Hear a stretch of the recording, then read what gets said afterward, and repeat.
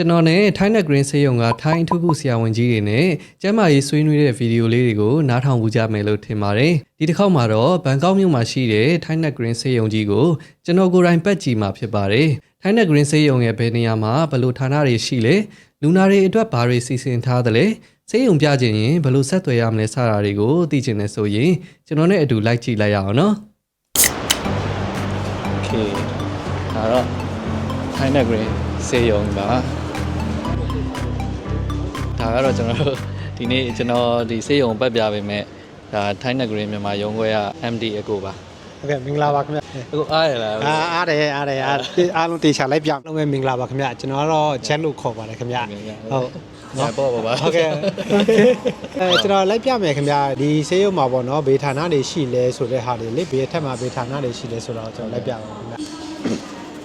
အဲ့တော့ကျွန်တော်တို့ဒီဆေးရုံကိုဝင်လာမယ်ဆိုရင်ဘယ်ဘက်မှာဆိုရင်သူအယိုးဌာနကိုအရင်တွေ့ရမယ်ပေါ့နော်ပြီးတဲ့အခါကျတော့ညာဘက်မှာဆိုရင်သူကဟိုးရှိမှာဆိုရင် registration counter ရှိပြီးကျွန်တော်ဟိုရှိသွားမယ်ဆိုရင်သူက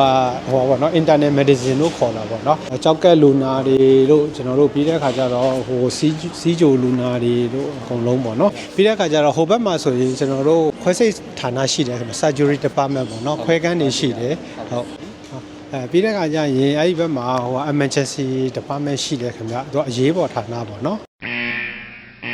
်ပြီးတဲ့အခါကျတော့သူကက်ရှာရှိတယ်ကက်ရှာရဲ့ဘေးမှာဆိုရင်သူကဟိုပါပေါ့နော်ကျွန်တော်တို့ဒီငွေရှင်းကောင်တာနဲ့သူဆေးထုတ်တဲ့ဌာနတွေရှိတယ်ခင်ဗျဟုတ်လိုက်ကြည့်နေနဲ့ဒီတစ်ပင်ကို DNA ပုံစံလေးအလှဆင်ထားလေးသဘောကျလို့ဒါတော့ကျွန်တော်တို့ဒီမင်းကြီးတက်ပေါ့နော်ကျွန်တော်တို့ပြီးတဲ့ခါကျတော့ဒီကနေပြီးတော့ကျွန်တော်တို့အပေါ်တက်မယ်ပေါ့နော်အပေါ်မှာဆိုရင်ကျွန်တော်တို့ဘာဌာနတွေရှိလဲဆိုရင်ကလေးအထူးကုဌာနတွေရှိတယ်ပြီးတဲ့ခါကျတော့ဟိုတောက်ဖန်းမိရဲ့ဌာနတွေရှိတယ်ပြီးတော့နားနှာခေါင်းလေချောင်းရှိတယ်ပြီးတဲ့ခါကျတော့ကျွန်တော်တို့ဒီဟိုစီလန်ချောင်းဌာနရှိတယ်ပြီးတဲ့ခါကျရင်ကျွန်တော်တို့ဟိုပေါ်သွားဌာနတွေရှိတယ်ခင်ဗျာသွားနေတဲ့တွင်းပေါ့နော်ဟုတ်ကဲ့ကျွန်တော်တို့ဒီဆက်လီကနေတက်ချင်းညာဘက်မှာတော့မျက်စိဌာနရှိပါတယ်ဒီကလေးဌာနမှာဆိုရင်လည်း World Baby ဆိုပြီးတော့ vaccine ထိုးတဲ့ကလေးတွေကိုတီးတန့်ခွဲထားတယ်တစ်ဖက်ဟိုယောဂအတွက်ကတက်ဟိုဘက်တစ်ဖက်မှာသူကခွဲထားတယ်ဘာလို့ကလေးလေးဆိုတော့ infection ကူးနိုင်တော့လိလွယ်ကူးနိုင်တဲ့အတွက်ကြောင့်ဌာနတွေလောက်ထားတယ်ဒါဆိုရင်ကျွန်တော်တို့ကဒီသွေးဖောက်တဲ့ဌာနပေါ့နော်သွေးဖောက်တဲ့ဌာနနေပြီးတဲ့ခါကျတော့ကျွန်တော်တို့ကသွေးကိုဖောက်ပြီးတဲ့ခါကျတော့ဟိုးအပေါ်ဆုံးထပ်မှာရှိတယ်ဓာတ်ခွဲခန်းတွေကိုကျွန်တော်ပို့လိုက်တယ်ခင်ဗျဟုတ်ကဲ့ပို့တာကတော့သူကဒီကနေပြီးတော့အဲ့မှာကျူတောင့်လေးတွေရှိရပြီအဲ့ကျူတောင့်လေးတွေကနေပြီးတော့ဟိုးပေါ်ပို့လိုက်တာခင်ဗျဟုတ်ကဲ့လူကိုယ်တိုင်သွားပို့ပို့ကြမလို့ခင်ဗျပြီးတဲ့ခါကျတော့ဒါကတော့ကျွန်တော်တို့နားနှာခေါင်းလက်ချောင်းဌာနခင်ဗျ DNT ပေါ့နော်ဟုတ်ဒါနားနှာခေါင်းအဲ့ဆိုရင်ပြီးကျွန်တော်တို့အပေါ်တစ်ချက်တက်ရအောင်ခင်ဗျနော်အဲ့ဆိုကဲလိုက်ချင်ရင်လည်းဘိုက်စားလာလို့နေ့လေသာစားလိုက်ပါအောင်မယ်အကျယ်ကြီးပဲမှာဟိုဆိုင်နေမှာအကိုကြိုက်တဲ့ဟာကိုလိုက်ပြီးတော့မှာစားလို့ရတယ်ပေါ့နော်5 star hotel ကနေလာဖွင့်လာဟုတ်ကဲကျွန်တော်ကတော့ချက်စီသမင်းကြိတ်ပါတော့မယ်ဘုံလုံးနဲ့အာယုံကြောဌာနတွေရှိရပေါ့နော်နောက်တစ်ဖက်မှာဆိုရင်လည်းကျွန်တော်တို့က check up ဌာနပေါ့နော်ဟုတ်ကဲ့ကျွန်တော်သွေးပြီးတော့ဖောက်ပြီးသွားတဲ့အခါကျအဖြေစောင့်နေတဲ့အချိန်မှာဆိုရင်လူနာတွေကဒီနားမှာလာပြီးတော့သူကဟိုအနားယူလို့ရတယ်ခင်ဗျနော်ဒီမှာ sofa တွေရှိတယ်ဒါ view တွေလည်းကောင်းတယ်ပေါ့နော်အဲဆိုရင်ကျွန်တော်တို့အပေါ်မှာပေါ့နော်ဒါ garden view ပေါ့နော်အဖြေရပြီဆိုရင်ကြောက်ဟောပေါ့နော်တာဝန်ရှိတဲ့ဝန်ထမ်းတွေကလာခေါ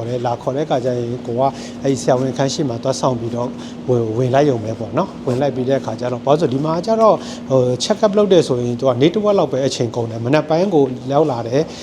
ကျွန်တော်တို့စစ်ဆေးလိုက်တယ်ဆိုရင်အချိန်က2နာရီလောက်ပဲကြာတယ်ပြီးတဲ့အခါကျတော့ကျွန်တော်ထမင်းသွားစားနေတဲ့အချိန်မှာဆိုရင်နောက်1နာရီလောက်အချိန်ပေးလိုက်ပြီးဆိုတာနဲ့အဖြေကထွက်လာပြီပေါ့နော်အဲ့ဒီခါကျတော့ဟိုအရင်ကြီးစောင့်ကြမလို့တော့ဟိုနေ့တစ်ဝက်လောက်နဲ့ပဲကျွန်တော်တို့တကိုယ်လုံးကို check up လုပ်လို့ရတယ်ခင်ဗျာနော်ဟုတ်ကဲ့စီစဉ်ထားရတယ်စနစ်ကြနော်ဟုတ်ကဲ့အဲ့တော့ဆွမ်းနာပြောသလိုပဲကျွန်တော်တို့ဒီနှစ်ထပ်အောက်ထပ်တွေမှာဆိုရင်လည်းအလွှာတိုင်းမှာသူကဒီဟိုငွေရှင်းကောင်တာတွေရှိတယ်နောက်ဆေးထုတ်လို့ရတဲ့ကောင်တာတွေရှိရပေါ့အခုဒီမှာဆိုလည်းအဲ့လိုပဲခင်ဗျာဒီရှေ့မှာဆိုရင်လည်းကျွန်တော်နှလုံးဌာနမှာဆိုရင်ငွေရှင်းကောင်တာတွေရှိတယ်ဆေးထုတ်လို့ရတဲ့ကောင်တာတွေရှိတယ်ပြီးတဲ့အခါကျတော့ကျွန်တော်တို့ကဒီ international ဆေးရုံဖြစ်တဲ့အတွက်ကြောင့်သူကဒီမှာတရုတ်လူတွေလည်းရေးထားတယ်ဒီမှာမြန်မာတို့လည်းရေးထားတယ်ကမ္ဘောဒီးယားတို့လည်းရေးထားတယ်ပေါ့နော်ဒါကျွန်တော်တို့ဒီ international ပေါ့နော်